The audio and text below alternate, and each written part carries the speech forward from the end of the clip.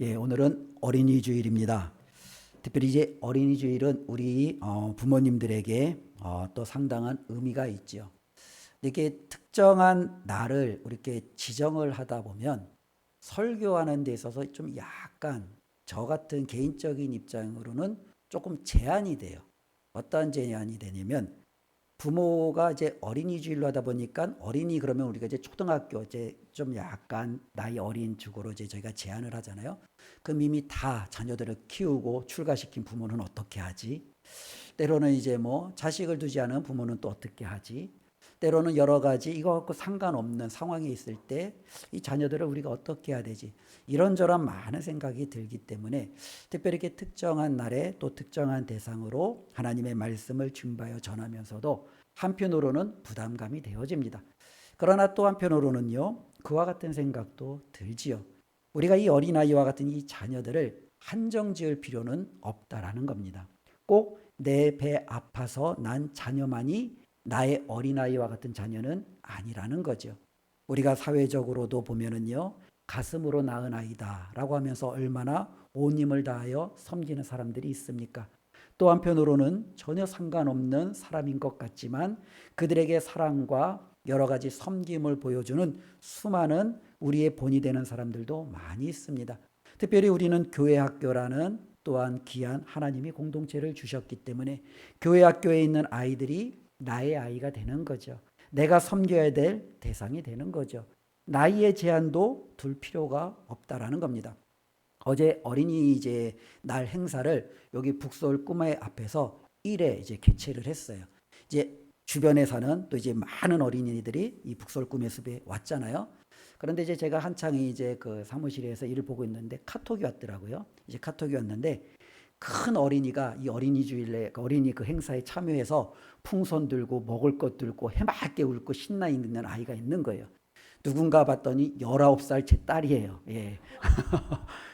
무슨 주변에 보니까 다 유치원생 같은 이 아이들인데 혼자 풍선 들고 이 거대한 아이가 예, 거의 무슨 걸리버 여인기처럼 예, 완전히 그 큰 아이가 그냥 이 이따만한 풍선을 들고 해맑게 이리 서 있는 모습이 또 이제 바닥에는 이제 아이들이 이제 그리라고 굉장히 큰 이 우리 강대상만한 이제 도화지에다가 그림을 그리고 색칠하도록 했는데 혼자 그걸 다 독차지하고 이제 그림을 색칠하고 있는 이제 그 모습을 이제 저한테 이제 찍어서 보내는 거예요. 야, 어린아이가 아님에도 불구하고 제 눈에는요, 다른 4살, 5살 어린아이나 19살 이 아이나 거기서 거기같이 똑같이 어린아이의 눈으로 보이더라고요. 예전에 어른들이 그런 얘기들 하시더라고요. 아무리 자식이 나이가 들어도 부모 눈에는 다 어린아이다 라고 말씀을 하더라고요. 50이 되었든 40이 되었든 부모의 눈에는요, 그 자녀들이 여전히 어린아이처럼 비칠 겁니다. 여전히 내가 돌봐줘야 되고 이끌어줘야 되고 품어줘야 되고 내가 사랑해줘야 될 그와 같은 대상으로 우리가 바라보지 않겠습니까? 바로 그와 같은 관점으로 우리가 이 어린아이들을 바라본다면 예수님께서 우리에게 행하신 이 말씀을 가지고 여전히 우리는 늦은 것이 아니라 나는 이제 끝난 게 아니라 하나님 앞에 서는 날까지 우리가 해야 할 일이 아직까지 남아있다라는 겁니다. 이것을 잘 감당해서 하나님 앞에 섰을 때 멋진 부모로 인정받는 우리 은강의 모든 가족들이 되기를 주님의 이름으로 축원을 드립니다. 예전에 책에서 이러한 글을 좀 읽었습니다. 엄마의 영향력이 얼마나 큰지 이제 우스갯소리로 이제 그 책이 이제 기록되어져 있는데요. 이제는 교회에서 한 선생님이 아이들을 이제 예배 후에 데려다 놓고 이제 분방 공부를 하는 거예요. 하나님의 말씀을 이제 막 가르치는 거예요. 그러면서 이제 이 선생님이 아이에게 질문하는 거예요. 야, 여기 있는 아이들 중에 천국 가고 싶은 사람 손. 그랬더니 아이들이 너도 나도 다 손을 드는 거예요. 그런데 갑자기 한 아이 영철이가 손을 들지 않는다라는 거예요. 그러니까 이 선생님이 너무너무 당황스러워서 영철아, 너는 천국 가고 싶지 않니? 하고 물었대요. 그러자 영철이 가는 대답이 선생님, 저도 천국 가고 싶어요. 그런데 엄마가 바로 집으로 오래요. 이 글을 써준 거예요. 이게 바로 그분이 무슨 이야기를 하고냐면 엄마의 영향력이라는 거예요. 엄마의 영향력이 우리 아이들에게 얼마나 절대적인 영향력을 갖고 있는지를 보여주는 하나의 단면이라는 거죠. 특별히 오늘날에는요, 엄마의 영향력만 있는 게 아니죠. 아빠의 영향력도 무시무시하지요. 예전에는 권위로서 아빠들이 그 가정을 눌러서 영향력을 끼쳤다면 오늘날 한국 사회에서는요, 그와 같은 권위보다는 오히려 더 다정다감하게 가까워지는 그 관계를 통해서 자녀들에게 영향력을 끼치는 상당히 많은 부모들을 바라보게 됩니다. 이처럼 이 부모님들은요, 자녀들에게 굉장한 영향력을 끼쳐요. 저도 이제 저희 아이를 자꾸 얘기를 하게 되지만 저는 큰 아이를 보면서 깜짝깜짝 놀라요. 왜 깜짝깜짝 놀라면 이 말하는 거랑 행동하는 게 자꾸 제 아내랑 너무너무 닮아가는 거예요. 그래서 제가 볼 때 어떨 때 이게 작은 윤정이에요. 작은 윤정. 이 작은 윤정. 예, 제가 이제 가끔가다 얘기해요. 말하는 것도 뭘 저한테 시키는 것도 뭐 여러 가지 이게 하는 것도 보면은 어쩜 그렇게 엄마의 말투나 행동에 이런 것들을 이렇게 잘 따라가는지 제가 깜짝깜짝 놀랄 때가 참 많이 있습니다. 그렇습니다. 우리 자녀들은요, 그렇게 부모를 통해서 세상을 바라보는 거죠. 저희 아이들이 이제 자라면 이제 계속 이제 많은 이야기들을 하잖아요. 정치에 대한 부분들도 관심을 갖기 시작하게 되고요. 경제적인 부분에 대해서도 관심을 갖기 시작하고요. 이런 것들을 이야기하다 보면 어느 순간인가 부모하고 제일 많은 이야기를 하다 보니까 아이들에게 가장 큰 영향력을 주는 게 부모라는 거예요. 정치를 바라보는 시각도 아빠나 엄마가 바라보는 시각과 이 자녀가 바라보는 시각이 어느 순간인가 같아지고, 돈을 바라보는 시각도 부모의 영향력을 통해서 이 자녀가 그 시각을 갖춰가게 되고, 사람도 그래요. 부모가 어떤 사람을 좋게 보면 자녀도 그 사람을 좋게 봐요. 그런데 부모가 그 사람을 좋게 보지 않으면 자녀는 그 사람하고 상관없는데도 나도 모르게 별로 좋게 보지 않는 거죠. 이것이 부모가 자녀에게 끼치는 영향력이 얼마나 큰지를 보여주고 있지요. 일도 마찬가지입니다. 어떤 일은 좋은 일, 어떤 일은 힘든 일, 어떤 일은 너무너무 하기 싫은 일, 이런 것들이 우리가 은연중에 나타나면 자녀들에게도 그것이 자연스럽게 그냥 그렇게 자리를 잡는 거예요. 그만큼 부모의 영향력이 크다라는 거예요. 그런데 이것이 우리의 삶에만 국한이 되느냐? 그렇지 않죠. 신앙적인 면에서도 이것은 상당한 영향력을 끼친다라는 거예요. 특별히 부모를 통해서 우리 자녀들은요, 하나님을 처음 접하게 됩니다. 그리고 처음 접한 그 하나님을 부모를 통해서 계속해서 알아가는 거예요. 내가 알고 있는 그 하나님에 대해서 나의 자녀들은요, 자연스럽게 그 뒤를 따라오게 되는 거예요.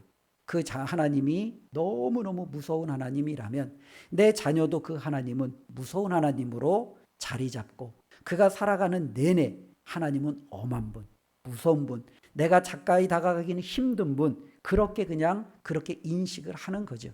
그러나 부모에게 있어서 그 하나님이 아버지와 같이, 엄마와 같이 따스하고 자비롭고 친밀한 하나님이라면 우리의 자녀들은요, 자연스럽게 그 하나님과의 친밀감이 이어지는 것을 우리는 볼 수 있습니다. 이렇게 부모님의 영향력이 얼마나 큰지 우리가 알게 되는데요. 오늘 본문을 보면은 특별히 부모님들이 나오고 이 부모님들에 대해서 예수님께서 대하시는 태도와 제자들이 대하는 태도가 극명하게 엇갈리며 우리가 어떠한 자세를 취해야 되는지 우리가 말씀을 통해서 살펴볼 수 있습니다. 13절부터 16절에 보면은 이러한 내용입니다. 예수님이 계시는 곳에 소문이 났어요. 그러니까 사람들이, 특별히 여기서 사람들은요, 부모들이에요. 이 부모들이 자신의 어린아이들을 데리고 예수님께로 막 데리고 오는 거예요. 예수님께로 막 데리고 오는 거예요. 왜 데리고 오겠어요? 만져달라고. 만져달라는 것은 그냥 만지는 것으로 끝나는 게 아니죠. 축복해달라고, 우리 아이를 위해서 기도해달라고 예수님께로 이 부모님들이 어린아이들을 데리고 오는 거예요. 그런데 제자들이 어떻게 합니까? 13절에 보니까요, 꾸짖죠. 왜 꾸짖어요? 어린아이들이 오면은요, 정신이 없어요, 일단. 그렇죠? 그리고 이게 질서가 통제가 되지 않아요. 또 예수님께서 많은 사람들에게 말씀 사역도 해야 되고 또 때로는 고치는 사역도 해야 되는데 이 어린아이들이 오면 예수님의 사역도 방해가 될 것 같아요. 그러니 차라리 이 어린아이들을 자기 편에서 그들이 막아주는 것이 예수님께도 좋고 예수님을 찾아오는 많은 사람들에게도 좋으니까 이 제자들은 당연히 이 어린아이들을 데리고 오는 부모들을 꾸짖으며 그들을 막아서고 그들을 돌아서게 합니다. 그런데 그 부분에 대해서 우리 주님께서 14절 뭐라고 말합니까? 예수께서 보시고 어떻게 하셔요? 노하셨다라는 거. 이 노하시다는 건 굉장히 화가 나셨다라는 거죠. 그렇죠? 우리가 보통 별로 볼 때 나 좀 기분이 안 좋아. 나 화가 났어. 이게 아니라 이건 뭐예요? 분노죠. 이것은 예수님이 참을 수 없는 화예요. 야, 예수님이 어떻게 어린아이들이 오는 것을 막았다고 그 제자들에게 이렇게 노하실 수 있을까라고 생각해 볼 수 있죠. 그러나 그 뒤에 보면 예수님께서는요, 이 어린아이들을 금하지 말고 자신에게 오는 것을 막지 말라라고 합니다. 우리 주님은요, 사람에 대해서 자신에게 오는 것들을요, 차별하지 않으세요. 문제는 우리가 차별한다라는 거예요. 어른과 어린아이를 차별하고, 남자와 여자를 차별하고, 부자와 가난한 자를 차별하고, 인종의 색깔에 따라 사람을 차별하고, 사회적인 신분에 따라서 사람을 차별하고, 우리는 언제나 차별하는데 너무너무 익숙해요.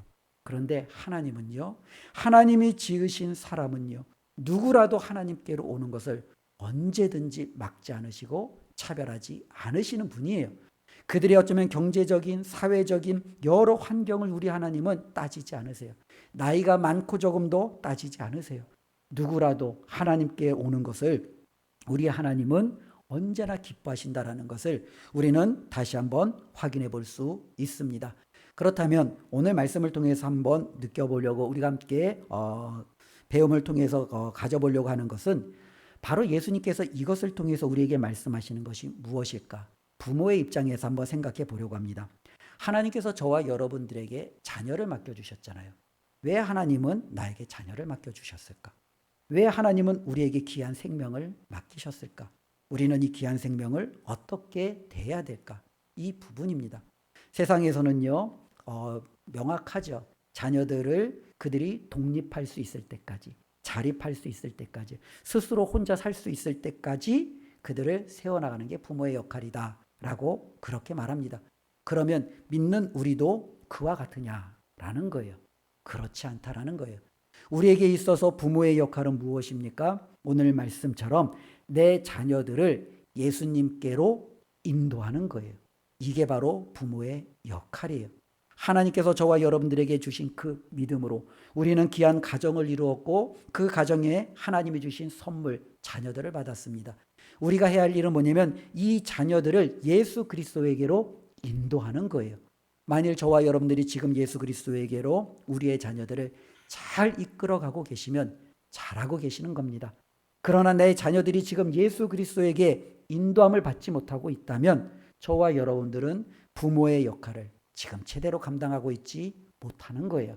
내 자녀가 사회에서 독립하고 자립하고 많은 성공을 거두어도 만일 그가 예수 그리스도 앞에 서지 못했다면 우리는 부모로서의 가장 핵심적인 중요한 일을 망치고 있었다라는 거예요.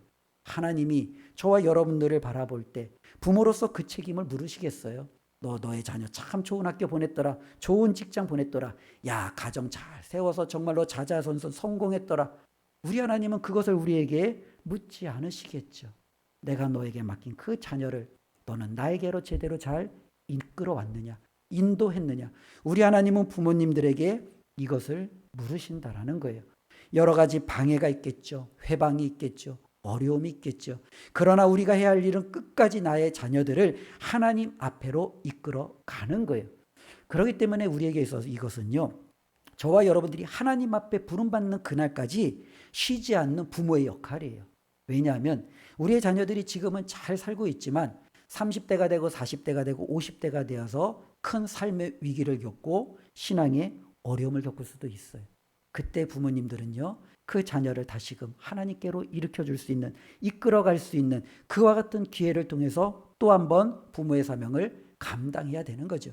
이것이 바로 하나님 앞에 저와 여러분들이 온전히 이끌어가야 되는 너무나도 귀한 사역이라는 것을 기억했으면 좋겠습니다. 그래서 이렇게 생각해 보면 좋을 것 같습니다. 부모의 역할을 하나님께로 자녀들을 이끌어가는 것이라면 이것의 가장 우선순위는 어쩌면 여러 가지가 있겠지만 가장 우리가 쉽게 생각할 수 있는 것은요, 예배의 자리로 자녀들을 이끄는 거예요. 왜냐하면 우리가 평소에 그냥 개인적으로 하나님의 말씀을 읽고 묵상하고 연구하는 것도 너무너무 힘들고 어렵기에 그들을 하나님 앞에 함께 예배하는 자리로 와서 하나님의 말씀을 듣고 하나님을 알아가는 그와 같은 자리로 이끄는 것이 부모에게는요, 너무너무 필요하다라는 거예요. 제가 말씀을 준비하면서 제가 이런 질문을 저에게 해봤어요. 야, 나는 지금까지 살면서 주일을 몇 번 빼먹었을까? 제가 예전에도 말했는지 모르겠는데요. 저는 지금 이제 한 50년 인생을 살면서 제가 이제 엄마 뱃속에서 말고 이제 제가 기억나는 이제 그 저의 이제 기억 속에서 제가 주일을 빼먹은 적이 언젠가 세봤더니 저는 한 번도 없어요. 예. 저는 주일 예배를 한 번도 빼먹지 않았어요. 대단하죠? 예. 멋지죠? 예. 그럼 제가 학교는 몇 번 빼먹었느냐? 수도 없이 빼먹었어요. 예. 중학교 때는 안 좋은 친구들이 이제 하고 어울리면서 예, 그냥 뭐 가출도 하다가 그냥 걸리기도 하고 때로는 학교 간다고 하면서 땡땡이 치기도 하고 조퇴하기도 하고 그래서 이제 개근상장이라는 것을 저는 잘 받아보질 못했어요. 예. 그래서 이제 수시로 이렇게 뭐 아프면 빠지고 그러면서 학교는 이렇게 참 잘 빠졌는데 이상하게 주일 예배는 제가 빠진 기억이 없는 거예요. 한 번도 빠지지 않았어요. 말씀드렸잖아요. 제가 중학교 때 친구하고 가출하고 밤새도록 노는데 이제 주일날 아침이 됐어요. 야, 나 잠깐 교회 갔다 올 테니까 너네 놀고 있어. 하고 저는 또 가서 교회 가서 놀다가 또 왔어요. 그러니까 집에서는 제가 가출한지 모르죠. 친구네 집에서 하룻밤 그냥 자다 왔나 보다. 이제 그렇게 생각을 하는 거죠. 그만큼 저에게 있어서는 이 주일 예배라는 것 자체가 너무너무 중요했어요. 근데 왜 이렇게 중요했느냐? 그 예배 시간을 제가 사모하고 기뻐했었냐? 아니죠. 주일 예배 빠지면 죽으니까요. 누구한테 죽어요? 예. 엄마한테 우선 1차적으로 죽고 2차적으로 이제 아빠한테 죽는 거예요. 예. 근데 문제는 저희 아빠는 1년에 한 번 정도 교회 나가셨어요. 예. 이제 신앙생활을 청년 때부터 했대는데 교회는 1년에 한 번 제 기억으로 많이 나가셔야. 예. 근데 제가 교회 나가지 않으면은 쥐잡듯이 지는 저를 그냥 잡아요. 그냥. 너무너무 무서워요. 그러다 보니까 저도 차라리 혼나느니 교회 가자. 근데 이것이 저에게 하나의 뭐예요? 습관이 되고 삶이 되고 중학교가 되고 고등학교 되고 내가 어디에 있든지 주일에는 내가 있어야 될 자리가 여기야 하면서 교회 가서 예배 자리를 제가 지켰던 기억이 납니다. 어쩌면 이것이 부모의 영향력이에요. 분명히 저희 부모님은 선한 영향력으로 저를 끌지는 못했지만 때로는 그것이 채찍이었고 무서움이었지만 제가 하나님 앞에 서는데 저를 세우기까지는 최선을 다했던 거죠. 오늘날 이와 같은 방식을 사용하라는 것은 결코 아닙니다. 그러나 부모에게 주신 권위, 부모에게 주신 하나님의 그와 같은 놀라운 특권을 가지고 우리는 우리의 자녀들이 어떻게 해서든지 하나님 앞에 나아갈 수 있을 때까지 우리는 최선을 다해야 되는 거예요. 때로는 회유도 하시고 권면도 하시고 채찍도 하시고 책망도 하시고 협박도 하시고 모든 방법을 저는 다 동원하셔도 될 것 같아요. 그래서 저는 이런 생각을 해봤어요. 목사님, 그 어린아이들이 협박이나 통하지. 그러니까 뭐 너 용돈 안 준다. 용돈 받으려면 그 교회 가야 된다. 이런 협박을 이제 아이들이 통하면 이제 그 교회를 데리고 올 수 있다고 하잖아요. 그럼 큰 자녀들을 어떻게 협박해요? 재산 갖고 협박할 수도 있죠. 너 그렇게 하면 내가 재산 너 안 물려준다. 너 재산 내가 다 사회에 기부하고 갈 거다. 그러면서 너의 그 재산을 너가 제대로 물려받고 하려면 너 신앙생활 잘하는 거 나한테 보여줘. 우리는 다양한 방식으로 자녀들을 이끌 수 있어요. 분명히 이 협박이 좋은 것은 아니에요. 그러나 우리가 자녀들을 위해서 모든 것들을 다 그렇게 중요하게 여기는 것이 나는 너가 이 땅에서 성공하는 것보다 하나님께 붙어 있는 건 난 그것을 가장 보기를 원해. 이것이 그들에게 전달되어진다면 우리의 자녀들은요 평생 잊지 않는다라는 거예요. 그래, 부모님이 나에게 기대했던 것은 내가 하나님 앞에 서 있는 것, 내가 하나님 앞에 나아가는 것, 이거 하나만 가지고 나를 그렇게 때로는 혼내기도 하고 울기도 하고 기도하기도 하고 부여잡고 끌어안기도 했던 그 부모님을 기억하며 자신들이 있어야 될 그 자리에 서게 된다라는 사실을 우리가 꼭 기억했으면 좋겠습니다. 또 한편으로 우리가 기억해야 될 것은 부모는요 자녀들에게 하나님이에요. 예. 여러분 부모는요 자녀들에게 하나님이에요. 특별히 어린 아이일수록 그럼 크면은 그것이 예외냐? 아니에요. 큰 자녀들에게도요 여전히 믿음의 부모는요 하나님을 반영하게 되어져 있어요. 어린아이들은 하나님을 모르잖아요. 부모님을 통해서 하나님을 알아가요. 큰 자녀들도 하나님에 대해서 내 부모가 깊어지는 신앙의 그 깊이만큼 그 하나님을 그들도 배워가는 거예요. 부모가 보여주는 그 삶의 모든 모습들은 바로 내가 하나님을 온전히 드러내고 있다라는 거죠. 그래서 저는요 아버지가 너무 무서웠기 때문에 하나님은 무서운 분이셨어요. 그러나 만일 부모님이 아버지가 어머니가 부드럽고 자비하고 따스하다면 우리의 자녀들은요 언제나 그 하나님이 자비스럽고 따스하고 내가 언제나 안기기 원하는 그와 같은 분으로 비춰질 수 있다는 거죠. 그래서 부모의 역할은 저와 여러분들이 하나님을 반영하고 있다는 것을, 자녀들에게 하나님을 비추고 있다는 것을 기억하며 우리의 자녀들이 힘들 때 언제든지 저와 여러분들에게 와서 찾아올 수 있어야 된다는 거예요. 저도 한번 생각을 해봤습니다. 어려운 일이 닥칠 때 나는 누구를 찾아가는가 라고 생각을 하는 거죠. 저에게 있어서는 저는 이제 부모님을 일찍 여의었어요. 그러다 보니까 이제 뭐 부모님을 찾는 일은 덜하죠. 그래도 제가 살다 보면 저도 힘든 일이 있잖아요. 어려운 일이 있잖아요. 고민이 있잖아요. 그럼 저는 누구를 찾을까? 감사에게도 저도 제가 찾는 분이 있죠. 힘들 때 권사님을 찾기도 하고 장로님을 찾아뵙기도 하고 때로는 이런저런 저의 마음을 말씀을 드리기도 하고 그 말씀을 제가 듣기도 하고 그러면서 여러 가지 위로를 받기도 하죠. 어쩌면 저에게 힘들고 어려울 때 제 주위에 아무도 없다면 얼마나 제 삶이 비참하고 힘이 들겠습니까? 우리의 자녀들의 삶도 그럴 수 있어요. 우리가 보면 세상에 많이 스스로 생명을 끊는 사람들을 보면 더 이상 그들이 찾아 나설 사람이 없기 때문에 그래요. 그러니 그들이 스스로 생명을 끊는 아픈 자녀들의 모습을 많이 바라봅니다. 그들이 그렇게 아프고 힘들 때 만일 누군가가 생각이 나고 그 사람에게 갈 수 있다면 그 사람이 자신의 생명을 함부로 대하지 않겠지요. 끊어내지 않겠죠. 그러나 그에게는 아무도 없다라는 거예요. 우리의 자녀들에게는요, 부모가 바로 그와 같은 존재가 되어야 돼요. 저는 자녀들을 바라보면서 또 양육하면서 저도 그러한 기대감을 가지고 많은 소망감을 가지고 있는 거예요. 지금은 자녀들이 어리니까 엄마 아빠한테 언제도 찾아오지만 저의 기대하는 것은 30살, 40살이 되어서 인생에 힘든 문제가 있고 자신의 문제가 정말로 아파서 괴로워할 때 나를 찾아올 수 있다면 그리고 내가 그 자리에서 그들을 맞이해 줄 수 있는 아빠가 될 수 있다면 저는 그것으로 참 기쁘고 감사할 것 같아요. 우리 부모의 역할은요, 바로 그와 같다라는 겁니다. 우리 자녀들에게는요, 하나님이 계세요. 그리고 그 하나님이 그들을 이끄실 거예요. 그러나 그 하나님은 먼저 부모님을 통해서 우리의 자녀들을 온전히 세워 가실 거예요. 그때 우리의 자녀들이 마음껏 저와 여러분들을 찾아서 기댈 수 있는 그와 같이 하나님과 같은 부모로서의 사명을 잘 감당하시는 우리 은강의 모든 성도님들이 되었으면 좋겠습니다. 또 하나 우리가 이제 자녀들을 바라보면서 필요한 것은요, 부모에게 필요한 것이 무엇일까라는 거죠. 우리 주님께서 말씀해 주신 대로 부모에게 필요한 것은요, 인내예요, 인내. 예.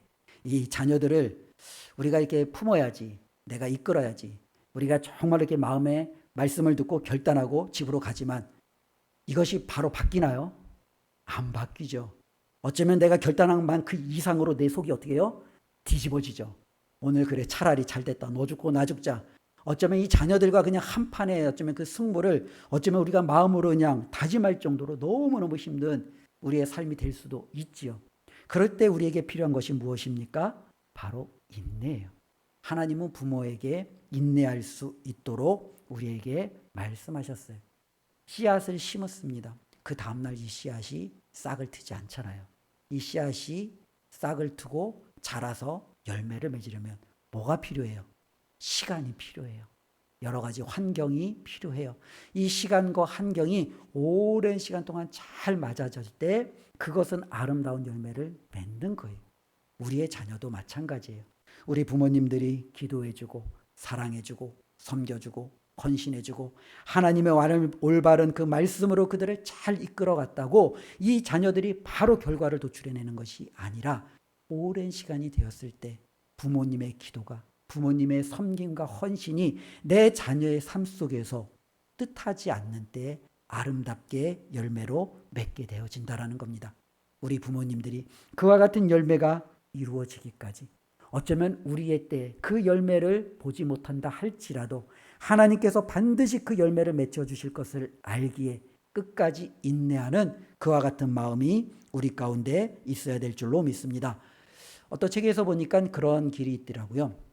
인내에 대해서 말할 때 대나무를 하나를 예를 들더라고요. 대나무를 심으면 6년 동안 아무 일이 일어나지 않는데요. 근데 6년이 지나서 싹이 나기 시작하면 몇 달 만에 150cm 이상 훌쩍 자라버린대요. 그러면서 이와 같은 말씀을 적용을 하더라고요.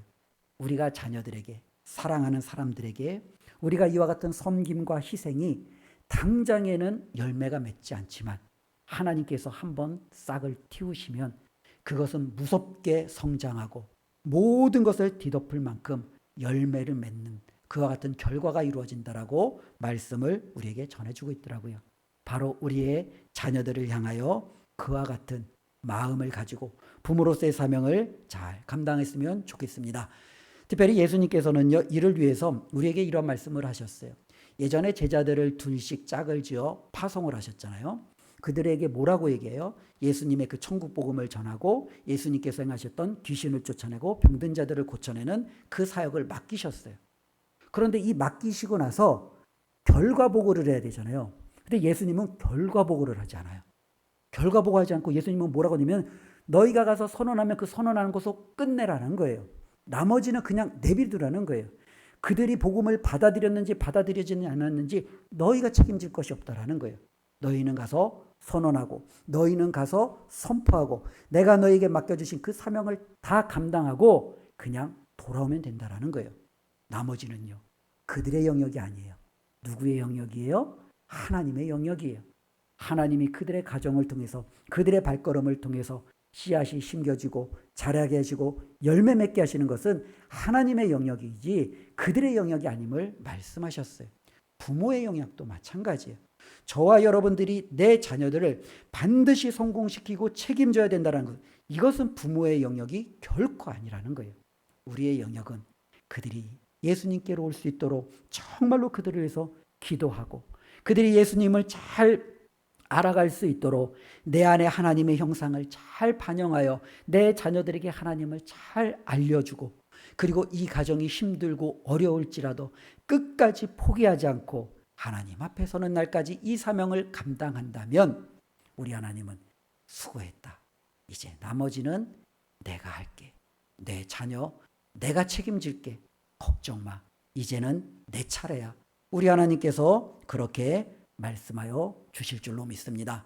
이 말씀 기억하면서 하나님 앞에 부모로서 끝까지 귀한 사명 잘 감당하시고 하나님 앞에 섰을 때 부모에게 주어지는 하나님의 놀라운 상급이 저와 여러분들에게 충만히 임하시기를 예수님의 이름으로 축원드립니다. 기도하겠습니다. 하나님 감사합니다. 오늘도 하나님의 말씀을 들었습니다. 우리에게 귀한 자녀들을 허락하여 주시니 감사합니다. 우리의 자녀들이 어리든 나이가 들었든 출가하여 독립하였든 하나님이 주신 귀한 자녀들입니다. 하나님께서 부모의 사명을 우리에게 맡겨주셨고 우리의 자녀들을 잘 이끌어 달라라고 부탁하셨는데 하나님 우리가 부모로서 그 사명을 잘 감당하고 있었는지 어린이 주일을 맞이하여 다시 한번 우리 자신을 되돌아보게 됩니다. 혹시라도 하나님 연약하고 부족한 부모의 사명을 감당하고 있었다면 용서하여 주시고 다시 한번 부모로서 기도하고 저들에게 하나님으로 이끌어갈 수 있는 믿음의 놀라운 영적인 부모가 될 수 있도록 도와주시옵소서. 예수님의 이름으로 기도드리옵나이다. 아멘.